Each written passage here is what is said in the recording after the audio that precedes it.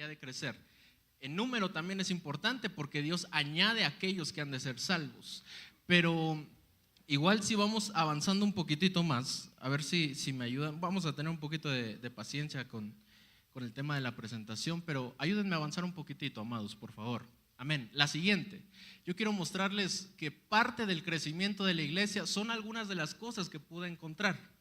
Cuando miramos cómo es que la iglesia debe ir creciendo, yo creo que sí es importante considerar que la iglesia debe crecer en número, pero mire, yo le ponía por ahí que hay que crecer en madurez, en santidad, en esperanza, en los dones espirituales, en conocimiento, en misericordia, en doctrina, en el evangelio, crecer en poder, crecer en sabiduría, en palabra, en amor. Amados, ¿cuánta cantidad de veces hace falta el amor? O no es que haga falta, sino que el amor se ha enfriado. Estamos viviendo el tiempo final y mi Biblia dice que en los últimos tiempos el amor de muchos se enfriará.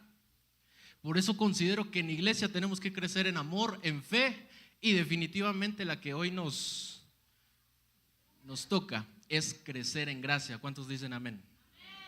Crecer en gracia. Mire, yo le puse por ahí 1 Samuel 2:26. Usted lo puede leer ahí en su casita, donde dice que Samuel crecía en estatura y en gracia para con Dios y para con los hombres. Revisando un poquitito, ahora parte del Nuevo Testamento, si me ayudan a avanzar, mis amados, quiero ver 2 de Pedro 3:18. Dice, antes bien, creced en la gracia. Diga conmigo, creced en la gracia. Amén. Y el conocimiento, ahí está también el conocimiento de nuestro Señor y Salvador Jesucristo. A Él sea la gloria ahora y hasta el día de la eternidad. Amén. Entonces, mire, amado, parte de todo el desarrollo que quiero que hoy veamos juntos es que hay que crecer en la gracia. Su pastor nos daba una palabra tan linda que decía gracia sobre gracia, y eso me habla de un progreso en la gracia, me habla de crecer en la gracia, como que fuera esto progresivo. Hay que ir madurando conforme a la gracia. Quizá el primer punto de la gracia es entender que somos salvos. ¿Cuántos somos salvos, iglesia? Amén. Y es por gracia. No es por nuestras obras, esto es por gracia. Entonces definitivamente tenemos que entender que eso es parte de la gracia, pero no nos podemos quedar ahí. Hay que avanzar, hay que seguir creciendo en cuanto a la gracia. De acuerdo a todo esto, quiero poner el verso que define este tiempo, y es Juan capítulo 1 verso 16. También puse por ahí el verso 14 para que podamos leer algunos puntos. Dice, y el verbo se hizo carne y habitó entre nosotros, y vimos su gloria, gloria como del unigénito del Padre, lleno de gracia y de verdad. Y mira el verso 16, pues de su plenitud todos hemos recibido, y gracia sobre gracia. Amén, es lo que nos leían hace unos momentitos. Lo que yo quiero, amados, empezar a ver es como poner un cimiento para introducirnos en el tema, es que hay que crecer en la gracia. Hay otro pasaje que me habla de la llenura de la gracia, y hay un pasaje más, que es Efesios 1:7, que me habla de otro punto de vista respecto a la gracia. Dice, en Él tenemos redención, mediante su sangre, el perdón de nuestros pecados según las riquezas de su gracia. ¿Cuántos dicen amén? Entonces, mire, vamos a tratar de organizar un poquitito todo lo que hemos estado viendo. Hay que crecer en la gracia. Hay que llegar a ser llenos de gracia, tomando de la plenitud de gracia que tiene nuestro Señor. Y es que mire, nuestro Señor Jesucristo es quien da la gracia. Cuando usted va al último verso del último capítulo de la última carta de Corintios, mi Biblia dice que el amor del Padre, la gracia del Hijo y la comunión con el Espíritu Santo. Pero entonces, al final, ¿quién es el que da el desarrollo de la gracia? Nuestro Señor Jesucristo. ¿Cuántos dicen amén? Entonces, en medio de todo esto, me encuentro con este concepto que dice las riquezas de su gracia. Si me ayudan a avanzar, mis amados, quiero tratar de organizar lo que estuve viendo. Y traté de poner como escaleritas, porque lo que anhelamos es ser llenos de su gracia. ¿Cuántos dicen amén? Ese es el anhelo, ¿verdad? Pero hay que seguir como en gradas, hay que ir subiendo, como que fuera una evolución esto de la gracia. Mire, primero hay que entenderla. entender que son riquezas espirituales, que la gracia es manifestada a nosotros como riquezas espirituales. Amén. Cuando tenemos ese entendimiento, entonces vamos a valorar esas riquezas. Mire, si mi Biblia dice que son las riquezas de la gracia, entonces hay que entender que el pródigo tomó una de esas riquezas, que era salvo y tomó la salvación es una de esas riquezas. Entonces el pródigo lo que hizo es que tomó una de esas riquezas, pero al no tener el entendimiento, el conocimiento, el discernimiento de la gracia, entonces dice que la herencia la desperdició, dice que la riqueza que había tomado la malgastó. Entonces yo lo que anhelo, amado, es que primero tengamos el entendimiento que la gracia se desarrolla en riqueza espiritual. ¿Cuántos dicen amén? Lo segundo es que hay que vivir la gracia, hay que ir creciendo, madurando y desarrollando esto de la gracia. Y entonces vamos a poder tomar de su plenitud, que es poder ser llenos de su gracia. ¿Cuántos dicen amén? Ok, entonces, el tema que traté de desarrollar con la ayuda del Señor es las riquezas de la gracia, las riquezas de su gracia. Si me permite ponerle un nombre, sería las riquezas de su gracia. Amén. ¿Está contento? Qué lindo. Mire, yo estoy feliz porque sé que esta tarde no vamos a salir igual que como entramos. Sé que vamos a tomar de esa plenitud, vamos a tomar de las riquezas de la gracia y vamos a ser bendecidos. Entonces, mire, si entramos de una vez al tema, gracias a Dios que vamos con buen tiempo. Quiero ver el primer punto, o si usted me permite llamarla así, la primer riqueza de la gracia. Y esto de la riqueza de su gracia, quiero desarrollarlo en el hijo pródigo. Quiero tomar el ejemplo del hijo pródigo que ya su pastor nos ha dado ese cimiento, nos ha explicado la parábola de una manera muy linda. Y ahora que podamos entender que la primera o una de esas riquezas de la gracia es la salvación. Dice Lucas capítulo 15, verso 23, traed el becerro engordado, matadlo y comamos. Y regocijémonos, porque este hijo mío, dice ahí, estaba muerto y ha vuelto a la vida. Entonces, mire que la primer riqueza de la gracia es la salvación. Mi Biblia dice que no es por obras para que nadie se gloríe, sino que por gracia sois salvos. ¿Cuántos dicen amén? Amados, ¿hay alguien salvo entre nosotros? Algunos son, a ver, levante su mano. ¿Cuántos somos salvos?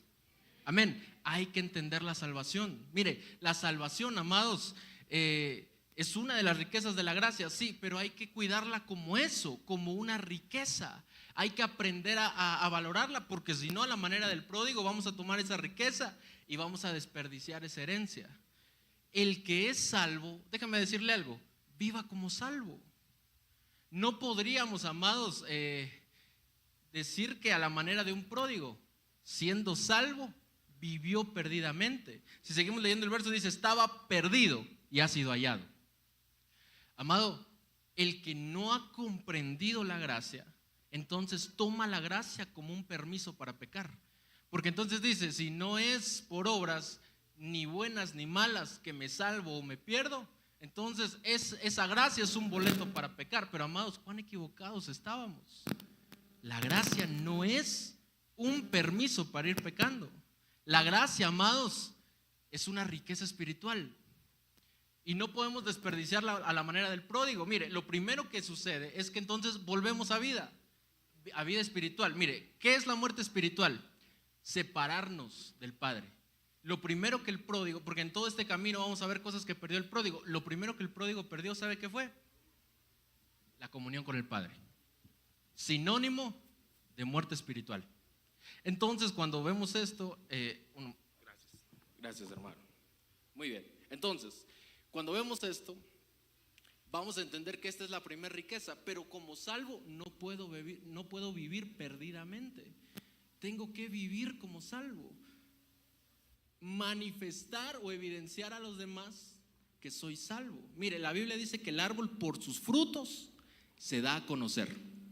Es decir, el que es salvo, por los frutos de salvación, por su comportamiento, por su hablar, por su actuar, va a manifestar que es salvo. ¿Cuántos dicen amén? como salvos no tenemos permitido vivir perdidamente. Si eres salvo, evidencia tu salvación, camina como salvo, vive como salvo, piensa como salvo, valora la riqueza espiritual de la salvación que Dios te ha dado. Si seguimos avanzando, mire, voy a tratar de organizarlo así. La siguiente, por favor, porque otra de las riquezas es Lucas capítulo 15, igual, mire, mismos versos.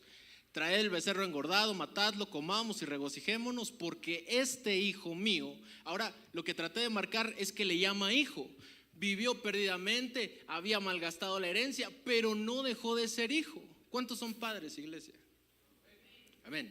Mire, a veces hay hijos obedientes, a veces hay hijos desobedientes, pero hijo no deja de ser hijo.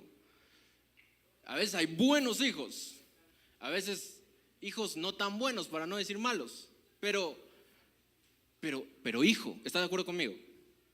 No deja de ser hijo. Como nos decía su pastor, por mucho que a veces uno defraude, no deja de ser hijo. Sigue desarrollando esto. Sin embargo, mire el siguiente verso que le quiero poner. Lucas 15, 21. ¿Cuál era la condición de este hijo? El hijo le dijo, Padre, es Lucas 15, 21. Padre, he pecado contra el cielo y ante ti. Ya no soy digno de ser llamado hijo tuyo. Recuérdese que en este recorrido vamos a ir viendo cosas que el pródigo va perdiendo, pero también cómo va conociendo las riquezas de la gracia. Estaba muerto, había perdido la comunión con el Padre, pero tomó la riqueza de la salvación porque el Padre lo volvió a recibir. Ahora, llega diciendo, ya no soy digno. Si me ayudan a avanzar con la siguiente diapositiva. Ya no soy digno de ser llamado tu hijo. Y esto, mis amados, evidencia que había perdido la identidad. Tenemos un problema de identidad. Bueno, diga conmigo, aquí no. Hoy esa gente se perdió el evento. Pero fíjese que tenemos un problema de identidad. En esa casa, que no sé cómo decirlo, pero en esa casa había dos hijos. Estaba el pródigo y estaba el hermano del pródigo. Y viera qué clase de hijos, porque este se sentía indigno, pero el otro, ¿alguna vez se ha puesto a estudiarlo? Ese se sentía digno. Y yo considero que ninguno de los dos estaba en una postura correcta, porque ambos estaban viendo las obras, no tenían el conocimiento de la gracia, que uno no es hijo por lo que hace o deja de hacer, uno es hijo por gracia. ¿Cuántos dicen amén? Entonces, mire, déjeme avanzar un poquitito más. Hay que entender esto de la gracia. Mas a todos, Juan capítulo 1 verso 12, mas a todos los que le recibieron, a los que creen en su nombre, les dio potestad de ser hechos hijos de Dios. Amén. Sé que muchos no sabemos el pasaje, pero hay que leerlo despacito. A veces decimos soy hijo de Dios, como amado, muy a la ligera. Y mire que el hijo pródigo dice, ya no soy digno de ser llamado hijo de Dios.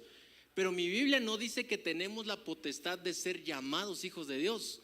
Mi Biblia dice que tenemos la potestad de ser hechos, ser formados para llegar a ser hijos de Dios. ¿Me estoy dando a entender, amados?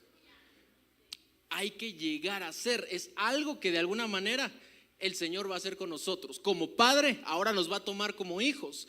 Y a veces uno como hijo llega exigiendo los derechos, ¿verdad? Ah, si soy hijo tengo herencias, sí, pero también responsabilidades. Y entonces, mire qué importante que nos dio la potestad. Esa palabra es autoridad. Nos dio el derecho, no de ser llamados, sino de ser hechos hijos de Dios. ¿Cuántos lo creen, iglesia? Pero esto no es por obras, esto es por gracia. Que el Señor inyecte esa gracia. ¿Sabe cómo dice Zacarías? Un espíritu de gracia y de oración sean derramados en este lugar en el nombre de Jesús. Que el Señor nos dé esa mentalidad para poder comprender la gracia. Entonces mire aquellos hijos. Siguiente imagen, por favor, para que veamos. Aquí hay dos hijos.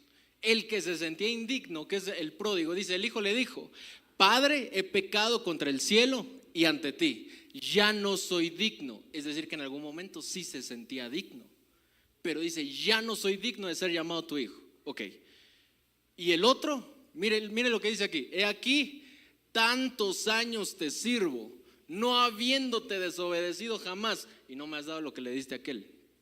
Este se sentía digno, pero por sus obras. Yo no falto a la iglesia, yo sirvo en todos los equipos, yo sirvo en todas las áreas, y el Señor yo no veo que me recompense. Este es un año de recompensa, y por más que yo soy fiel en la casa, yo sirvo, yo obedezco, yo hago, yo voy, yo traigo, ayuno, desayuno, amado, y nada. Pero entonces mire, se siente digno, pero ¿por qué? Por sus obras. ¿Está de acuerdo conmigo? Se siente digno por sus obras. Equivocado.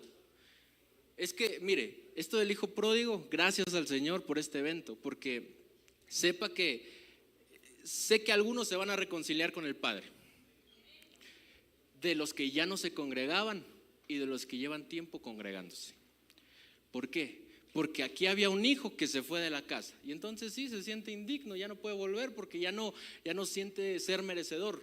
Pero hay otro hijo, amado, que está sirviendo, que está quizá ministrando, que está en la iglesia, pero se siente digno no por la gracia, se siente digno por sus obras, y está igual o peor de equivocado que el pródigo, porque esto es por gracia.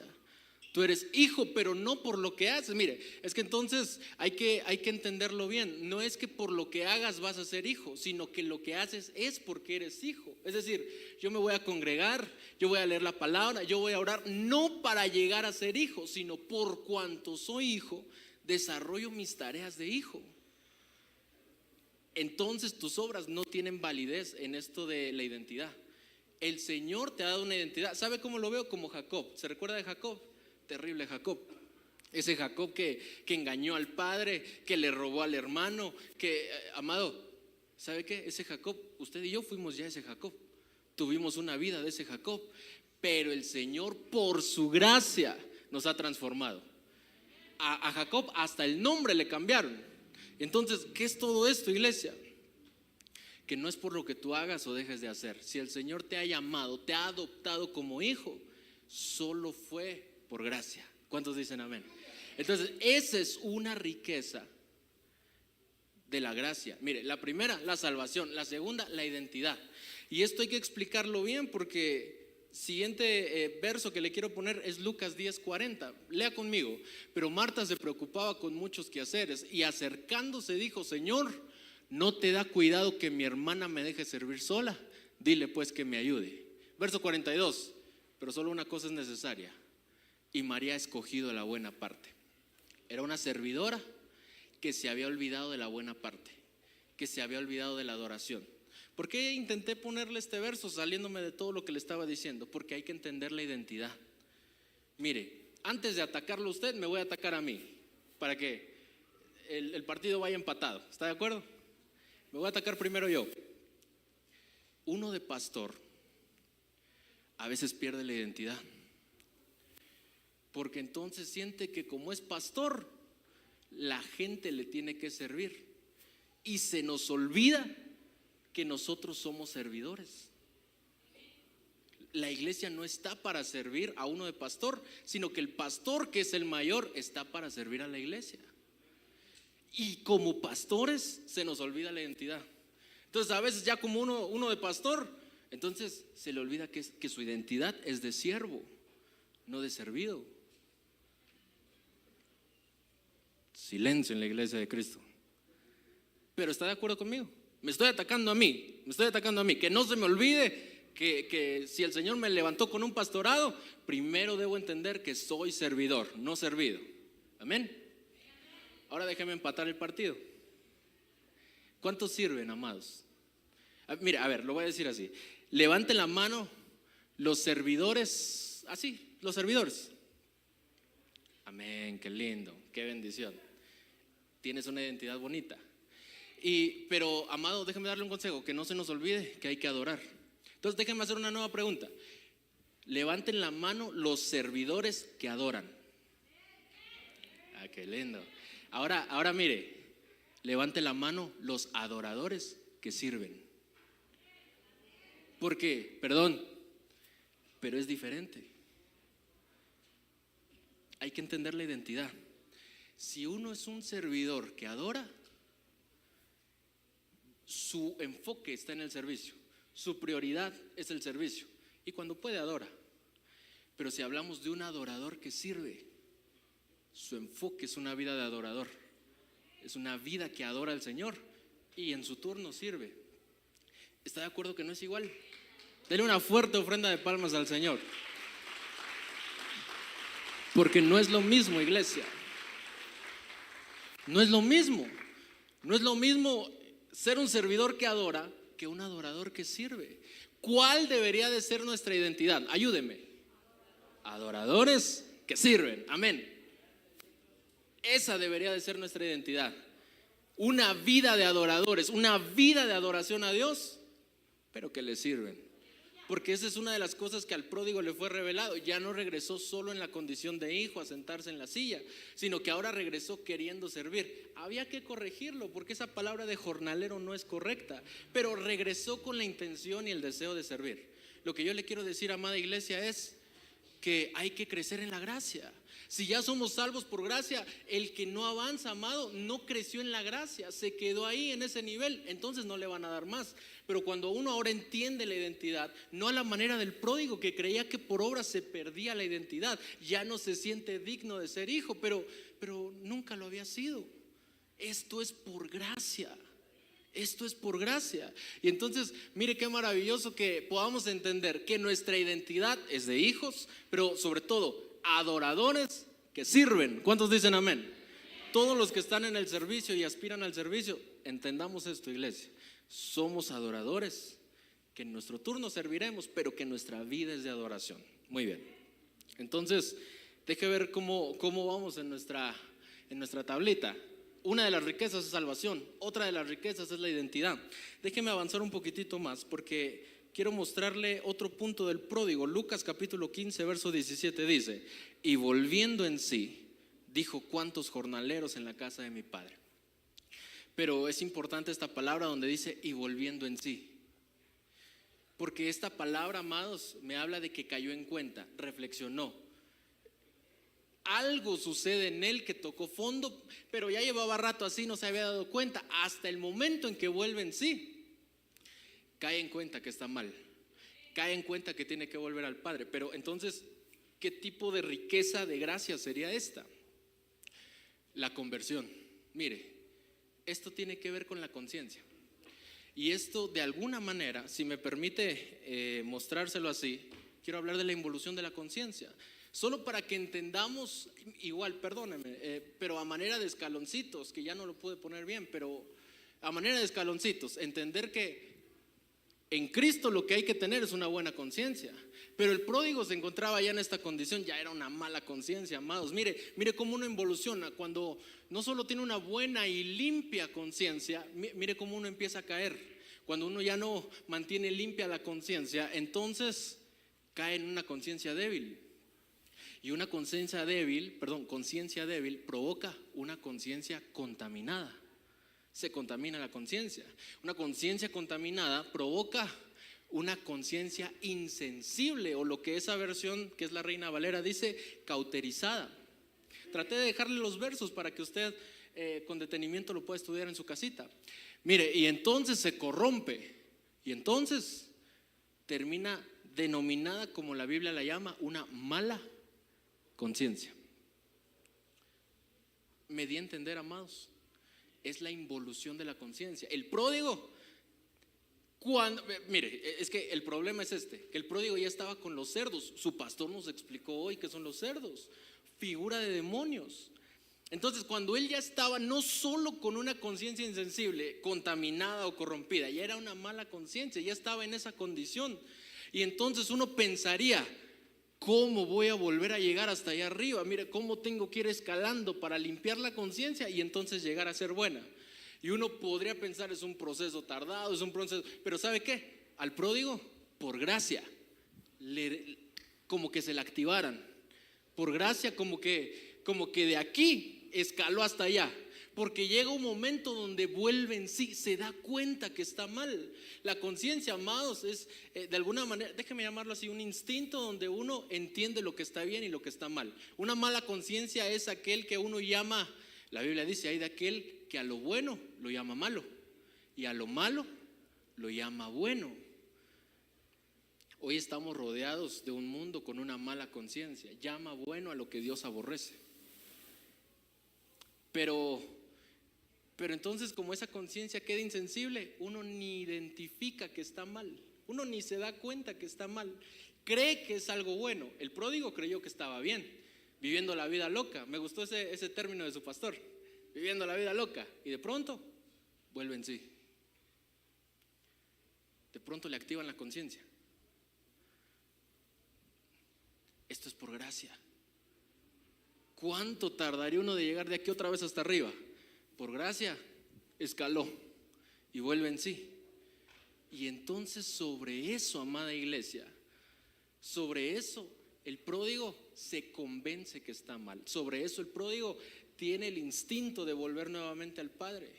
Que el Señor despierte una buena conciencia en nosotros, ministre una buena conciencia en nosotros para estar claros de lo que está bien y lo que está mal. Ahora, ¿cómo puede ser este proceso de conversión o este proceso de la conciencia? Mire, Génesis capítulo 1, verso 2. Que si usted en algún momento se pregunta cuál es mi libro favorito, Génesis. ¿Y cuál es el capítulo favorito? El primero. Porque ahí encontramos una riqueza, amados. Mire, dice, y la tierra estaba desordenada y vacía. Ahí está bien, ahí ayúdenme a mantenerlo tantito. Y la tierra estaba desordenada y vacía. ¿Sabe qué? Usted y yo somos tierra. ¿Cuántos dicen amén? Y buena tierra. ¿Cuántos dicen amén? El problema es que en algún momento estábamos desordenados y vacíos. Ahí quítale tierra y póngale su nombre. Fatal. Estaba desordenada y vacía. Pero ¿cómo es el proceso de conversión? El Señor comienza a tratar con nosotros. Si me ayudan con la siguiente, donde, mire, por medio de algunas separaciones, porque Génesis 1 explica 3 separaciones: una separación del cuerpo, una separación del alma y una separación del espíritu. La primera es esta de Génesis 1:4: separó Dios la luz de las tinieblas. Esta es la activación de la buena conciencia, donde, amado, uno entiende que es la separación del cuerpo, es la capacidad para identificar lo que es de Dios y lo que no es de Dios, lo que le agrada y lo que aborrece, es decir, luz y tinieblas, lo que es bueno y lo que es malo. A veces uno no puede avanzar en las demás separaciones porque aquí reprueba. Necesitamos, amados, aprender a tomar el proceso de conversión que se basa en 3 separaciones. La primera es esta. La segunda es Génesis 1:6. Luego dijo Dios: haya expansión y separe las aguas de las aguas. Mire, ya separó la luz de las tinieblas, luego separa las aguas de las aguas. Esta es la separación del alma. Porque mire, lo que el Señor le ministra son aguas dulces. ¿Cuántos dicen amén? Pero muy probablemente lo que nos ministraron antes pudieron ser los padres, pudo ser la escuela, pudo ser el ambiente laboral donde uno se desarrolló, pero pudieron ser aguas amargas. Hay que separar lo que es de Dios y lo que no es de Él. Un proceso en el alma. Y mire la siguiente, Génesis 1:9. Dijo también Dios: júntense las aguas y descúbrase lo seco. Esta es la separación de la carne y el espíritu. Entonces, lo que yo quiero que usted vea es cómo es el proceso de conversión. Separar la luz de las tinieblas, y ese es el tema de la conciencia. El momento en que el pródigo vuelve en sí es que se da cuenta que está en tinieblas, porque antes no se había dado cuenta por una mala conciencia. Pero por gracia, diga conmigo, por gracia, el Señor activa su conciencia. Mire, separar las aguas de las aguas, separación del alma. Y separar las aguas y se descubre lo seco es separar la carne del espíritu. ¿Me di a entender, amados? Lo que yo quiero que trabajemos hoy, mire, hay muchas cosas que hacer. No sé, el tiempo me va ganando, amado, pero yo lo que quiero decirle es que el Señor active una buena conciencia. Y cuando estemos ministrando, no se le olvide este punto: Señor, ministra en mí una buena conciencia. Señor, mire, cuando uno va a las aguas del bautismo, se ministra una buena conciencia. Entonces, trabajemos en ello. que aprendamos y tengamos el discernimiento para separar la luz de las tinieblas. ¿Cuántos dicen amén? Ok. Entonces, parte de las riquezas, como vamos, es salvación, identidad, conversión, si me ayudan a avanzar. La siguiente, por favor, ahí está. El siguiente sería propósito. Mire, lo que dice mi Biblia ahí en Lucas capítulo 15, verso 18, dice: me levantaré e iré a mi padre y le diré: Padre, he pecado contra el cielo y contra ti. ¿Sabe que con esa muerte espiritual había perdido la comunión con el Padre? Si seguimos avanzando, había perdido la identidad, había perdido esa buena conciencia, pero ahora había perdido el propósito. ¿Cuánto tiempo habrá perdido? Lejos del propósito del Señor. ¿Cuánto tiempo había perdido? Lejos de ese propósito. Mira, tú fuiste enviado a esta tierra con un propósito. Incluso el lugar donde tú vives para el Señor es estratégico, porque te tiene en ese lugar con un propósito. ¿Cuántos dicen amén? Aún David, que sus mismos padres pensaban que era un accidente, porque al haber sido un hijo fuera del matrimonio, entonces era un hijo no deseado, y los padres dijeron: esto fue un accidente. Pero Dios no lo mandó sin propósito, lo hizo el rey de Israel, un hombre conforme a su corazón. Amado, nada es casualidad en esta vida. Y tú eres enviado, incluso este país, incluso esta colonia, si tú vives aquí, te envió el Señor con un propósito. Tienes propósito. ¿Cuántos dicen amén? Fuimos predestinados. Entonces, yo lo que quiero ver con esto es que el pródigo mucho tiempo había perdido ese propósito, pero vuelve en sí. ¿Y cuál es la siguiente riqueza de la que toma? Porque él empezó a tomar de esa plenitud. Mire, tomó la primera, que fue la gracia, y se fue a pecar. Pero ahora la está comprendiendo. Ahora entiende que además de eso hay más riquezas de esa gracia. Y cuando empieza a tomar de esa plenitud, me doy cuenta, amado, que se levanta. Dice: me levantaré. Esto es: voy a volver a mi propósito. Que el Padre vuelva a levantar tu cabeza para que vuelvas al propósito eterno por el cual te predestinó. ¿Cuántos dicen amén? ¿Cuántos lo creen? ¿Cuántos lo reciben? Mire el pasaje que me encontré. Salmo 138, verso 8. Jehová cumplirá su propósito en mí. ¿Cuántos lo creen, iglesia? Declárenlo. Ahí en su lugar diga: Jehová cumplirá su propósito en mí. Tu misericordia, oh Jehová, es para siempre. Y sabe que esa palabra misericordia viene del hebreo gesed, que es gracia. Es gracia. Por su gracia, tú vas a cumplir ese propósito por el cual te enviaron. Por su gracia. Mira, ahí hay otra riqueza, el propósito. Por su gracia vas a cumplir el propósito por el cual te enviaron. Con esto no me quiero tardar mucho porque el tiempo avanza y hay más cosas que mencionar. Pero mire cómo vamos. La siguiente sería, mire, Lucas capítulo 15, verso 20. Y levantándose, ya no solo lo dijo, ahora es un hecho. Levantándose, vino a su padre. Y sabe que yo quiero imaginarme al pródigo el momento en que se va a enfrentar nuevamente o va a encarar nuevamente al padre. Se recuerda a Jacob cuando salió huyendo de su casa, pero llegó el momento de encarar ese problema del que tanto había huido. Y entonces va con Esaú y va nervioso, va pensando qué va a pasar. Es más, dividió a su familia en dos grupos. Dice: si mata a la primera, por lo menos los segundos corren, porque no sabía cómo iba a reaccionar el hermano. Estaba con miedo, estaba nervioso, estaba con algunas complicaciones del alma. Entonces yo considero que es lo mismo con el pródigo. No sabía qué se iba a enfrentar, no sabía si llegando lo iban a condenar más, no sabía si lo iban a perdonar, o no sabía, amado, si realmente el padre iba a reaccionar a su favor. El punto es que cuando se presenta delante del padre, viene con una condición de reconocer su debilidad. Amados, yo creo que tanto usted como yo, es un momento para reconocer nuestra debilidad delante del Señor. Y que si bien no nos fuimos de la congregación, pero estando, no estábamos, porque ni participábamos en las actividades, ni atención poníamos a la palabra, ni danzábamos en el tiempo de alabanza. Si no adorábamos en la casa, menos íbamos a venir a adorar a la iglesia. El punto, amado, es que llega el tiempo de reconocer nuestras debilidades. Llega el tiempo de reconocer, Señor, mucho de esto yo no puedo. ¿Cómo compartirle a alguien de ti si yo me trabo al hablar? Tengo la unción de Moisés, se me traba la lengua.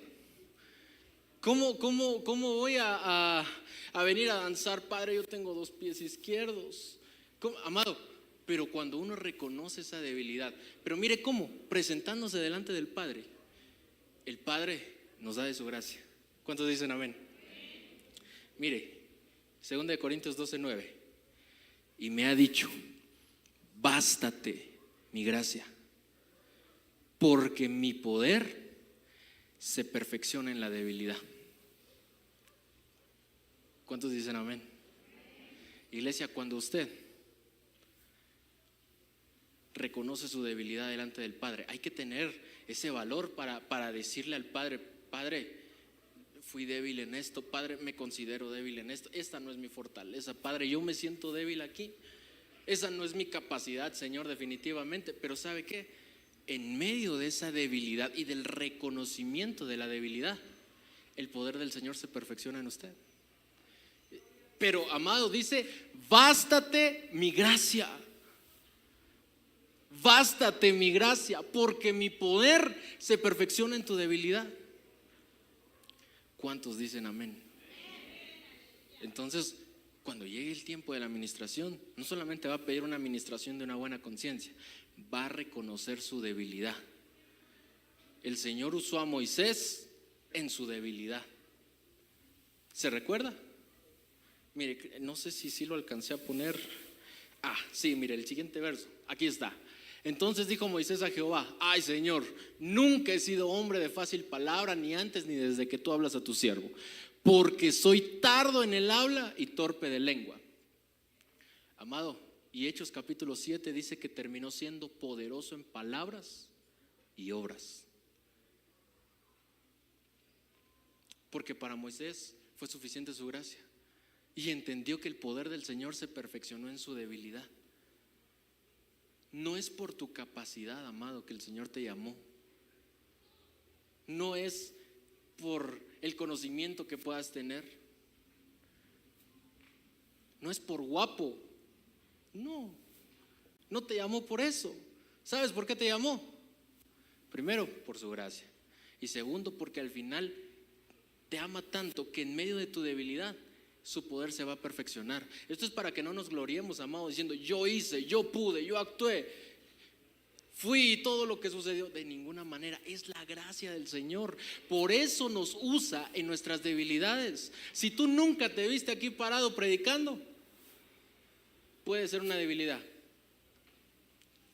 pero en esa debilidad el Señor te quiere usar. Si nunca te viste evangelizando en las calles, ¿qué crees? Puede que sea tu debilidad, pero ahí el Señor te va a usar, porque no es por capacidad, es por gracia. ¿Cuántos dicen amén? Ok, entonces déjeme avanzar un poquito más. Quiero guardar tiempo para la administración. Entonces, mire, le puse fortaleza porque es el poder de Dios, pero al final eso que era una debilidad se vuelve una fortaleza. Y mire el siguiente verso que quiero tratar de trabajar. Lucas capítulo 15, verso 20. Y levantándose vino a su padre, y cuando aún estaba lejos vio a su padre y fue movido a misericordia. Y corrió y se echó sobre su cuello y le besó. Y sabe que esta palabra de beso viene del hebreo nashak, si me ayudan a avanzar, que significa equipar con armas, besar, gobernar, juntar, adherirse. Pero eso de equipar con armas es lo que me llamó la atención, porque mire que ¿cómo lo puedo decir? Lo que ese padre hace cuando uno reconoce su debilidad, cuando uno vuelve, entonces el padre lo equipa.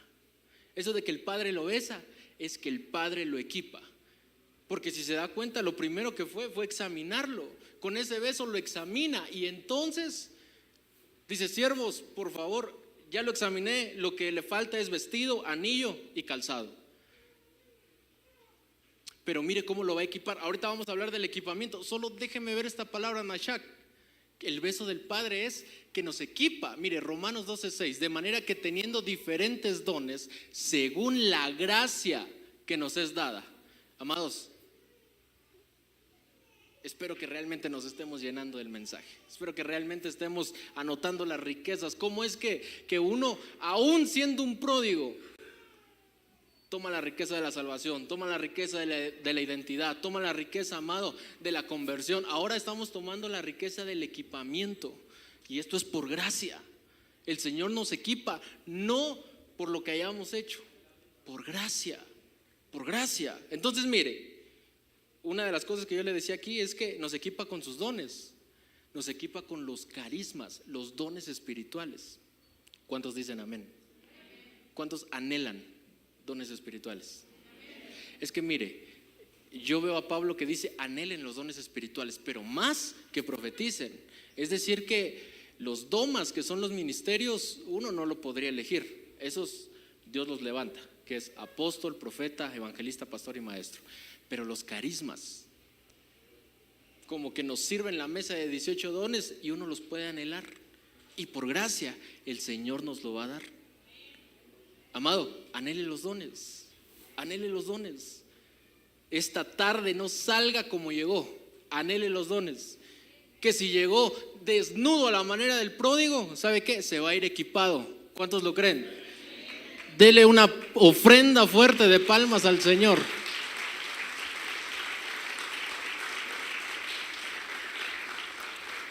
Pero el Padre dijo a sus siervos: sacad el mejor vestido, poned un anillo en su mano y calzado en sus pies. Esto es parte del equipamiento. El Señor quiere ponerte un vestido, el Señor quiere calzarte y quiere poner un anillo en tu mano. Pero mira, amado, esto hay que saborearlo, hay que ir despacito. ¿Qué tipo de vestidura es la que nos van a poner? Por lo menos mi Biblia dice el mejor vestido. ¿Alguna vez se ha puesto a revisar en la palabra cuáles son los vestidos espirituales? Tengo uno, dice la Biblia, revestidos de la armadura de Dios.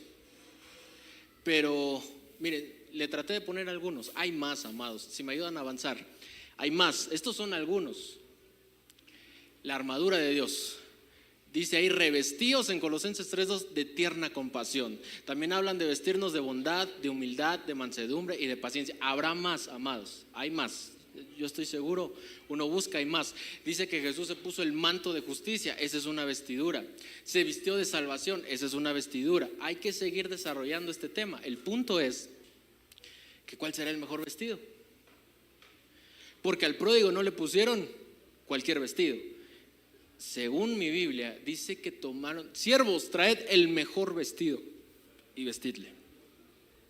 Aquí la pregunta es: ¿cuál será el mejor vestido? Yo ya le marqué uno, porque es el que considero. ¿Por qué? Porque le están poniendo el vestido de Cristo. Cristo dijo: sed como yo, que soy manso y humilde de corazón.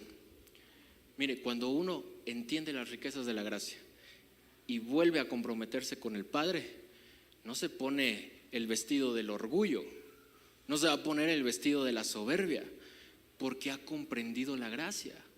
Entonces, el vestido, el mejor vestido en este caso, porque yo creo que cada uno es el mejor vestido de acuerdo al caso, pero en el caso de volver a comprometernos con el Padre, el mejor vestido es el de la humildad.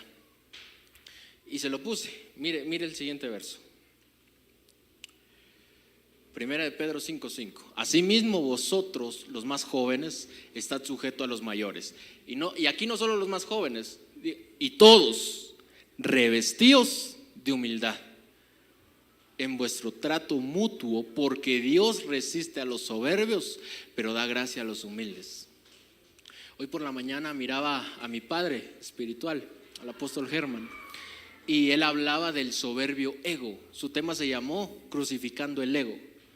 Y me di cuenta, amados, mientras lo oía y terminaba de desarrollar el tema, encontraba el vestido de la humildad. Porque, amado, hay que saber crucificar el soberbio ego. El Señor resiste a los soberbios, pero da gracia. ¿Cuántos quieren ser llenos de gracia? Pero da gracia al que se viste de humildad. Entonces, amado, sobre todo, vístase de humildad. Sed como yo, que soy manso y humilde, dice el Señor. Y yo creo que debemos portar el mejor vestido, el vestido de la humildad. ¿Cuántos dicen amén? ¿Quiere conocer la recompensa de la humildad? La recompensa de la humildad y el temor del Señor son la riqueza, el honor y la vida. ¿No considera importante vestirnos de humildad? Sé que ya el tiempo se acabó, amados, porque lo que traté de guardar ahí fue para ministrar. Antes de llamarlo a que se ponga sobre sus pies, quiero ver esto. Si me ayudan a avanzar, el equipamiento del Padre, que el equipamiento es una riqueza de gracia, ya lo aprendimos. Lo vistió de humildad, puso un anillo de compromiso en su mano. ¿Sabe qué son las manos? Las obras. Las obras. Tus acciones, tus obras. ¿Y sabe qué es el anillo? Compromiso. Cuando uno se pone un anillo es porque se va a comprometer. Si el Padre te va a poner un anillo, va a ser para comprometerte. Pero mira, anillo en mano, ¿eso qué significa? Obras de acuerdo al compromiso que hoy hagas con el Señor. Él no busca un compromiso de labios, Él busca un compromiso de obras. Por eso el anillo va en la mano, para que aprendamos a tener nuestras obras de acuerdo al compromiso que hacemos esta tarde con Dios. Y el calzado, ¿se recuerda cuando hablan del apresto evangelio de la paz? El calzado del apresto evangelio de la paz. Entonces, mire lo que yo vi, el calzado de la paz. Mi Biblia dice, buscad la paz con todos. Sé que el Señor te va a llenar de gracia. Y mire, estamos empezando. Nos falta un tiempo de palabra, que estoy seguro el Señor nos va a ministrar. ¿Cuántos dicen amén? Pero dejémonos equipar. Tomemos de esas riquezas. Tomemos de esas riquezas, amados. Que el Señor te vista de humildad. Recibe el vestido de humildad. No quieras el vestido de honra, no, hace falta humildad. Recibe el anillo en tu mano, que es para que hagas obras de compromiso, y el calzado de la paz. Amados, por lo que el tiempo nos permitió, si me ayudan a avanzar, en el pródigo, estas serían las riquezas de la gracia. Yo quiero invitarle, amado, que este tiempo que guardé, mis amados, es para ministrar. Y le voy a rogar, amado, póngase sobre sus pies. Y si el Señor habló algo, amado, si el Señor habló aunque sea un punto a su vida, creo yo que es necesario que lo reconozcamos delante del Señor. Y yo lo que quiero, amado, rogarle, pedirle, es que no desaproveche la oportunidad. Yo considero que esta tarde vamos a ser transformados. Aún falta, nos falta tiempo de alabanza, nos falta tiempo de palabra, pero en esto poquito que el Señor nos pudo hablar ahorita, yo le voy a rogar que se deje equipar, que se deje ministrar por el Señor. Que si usted, estando congregado, estaba lejos del corazón de Dios, esta tarde tome la oportunidad. Esta tarde tome la oportunidad. Quizás si mis hermanos me ayudan a ministrar en el teclado y le voy a rogar, mire, no se quede en su lugar, pase al frente. Creo yo que si el Señor abre el altar y si su pastor me lo permite, ¿verdad? Pude platicar muy poquito con él, pero si él me lo permite, con el permiso de su pastor, pase al frente, déjese ministrar. Que el Señor lo equipe. Mire, usted vino a ser equipado. Usted vino buscando la llenura de la gracia. Hay que crecer en la gracia. Déjese equipar. Le voy a rogar un poquitito más. Pase al frente. Pase al frente. Mire, una de las cosas que también me gustó mucho de ese verso donde dice que el Padre lo examina, dice que mandó llamar a sus siervos para que equiparan al Hijo. Mandó llamar a los siervos para que equiparan al Hijo. Entonces, primero yo quiero llamar al pueblo, ¿verdad? Que venga el pueblo, que pasen al frente, que se dejen equipar, amado. Que si el Señor le habló y aún uno se encontraba muerto espiritualmente, hoy es el día que vuelves a la vida.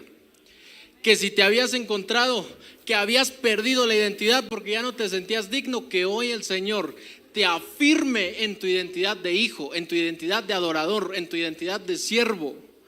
Que si por alguna razón habías perdido esa convicción, hoy el Señor de su gracia nos dé para la conversión y el arrepentimiento genuino que deberíamos tener. Pase al frente, amado. Déjeme orar por usted. Y quizá si algunos de los siervos que nos acompañan, especialmente los pastores de la casa, ¿verdad? Sería lindo que ministremos. Pasa al frente, déjeme orar. Padre, en el nombre de Jesús, bendice, Padre, a tus hijos. Bendice, Padre, a los que tú mismo has llamado como hijos. Que si se había perdido el compromiso, Señor, hoy volvamos a comprometernos. Que si se había perdido la identidad, la convicción, la comunión con el Padre, levanta tus manos y dile: Señor, heme aquí. Dile: Señor, heme aquí. No dejes pasar la oportunidad, iglesia. No dejes pasar este tiempo. Dile: Señor, vengo buscando de tu gracia. Dile: vengo buscando de tu gracia. Necesito de tu gracia. Hoy he aprendido las riquezas de la gracia, Señor. Dame de tu gracia. Abre tus labios, dile: Señor, dame de tu gracia. No quiero perder más el tiempo. No quiero perder más mi propósito. Hoy vuelvo a tu casa. Hoy vuelvo a tu corazón. Hoy mi corazón se inclina en humildad hacia ti. Levanta tus manos y dile: necesito de tu gracia. Necesito de tu gracia. Bendice este pueblo, Padre, dispuesto, que se ha pasado delante del altar es porque anhela ser ministrado, anhela ser equipado. Pero antes de poner ese anillo de compromiso, antes de poner un vestido, Padre, límpianos, limpia, perdona, Padre, nuestras inequidades. Perdona, Padre, sana nuestras dolencias. En el nombre de Jesús, hoy volvemos a ser pastoreados. Si alguno dentro de la casa no se dejaba pastorear, hoy reconozca autoridad. Hoy vuelva a esa convicción. Levante sus manitas y diga: Padre, perdóname por la falta de reconocimiento de autoridad. Perdóname porque no me había dejado pastorear. Perdóname porque estaba lejos de tu corazón. Habla, iglesia. Toma la oportunidad. Dile: Padre, perdóname. Necesito de tu gracia. Dile: necesito de tu redención. Abre tus labios, iglesia. Dile: Padre, hoy vuelvo a la casa. Hoy vuelvo. Padre, en el nombre de Jesús, yo bendigo cada persona que ha venido al frente. Padre, vístelos con la humildad. Vístelos, Padre, con el mejor vestido, la humildad. Vístelos, Padre. Pon un anillo en su mano, un compromiso genuino. Comprométete, iglesia. Abre tus labios. Dile: Padre, te necesito. Dile: te necesito, papá.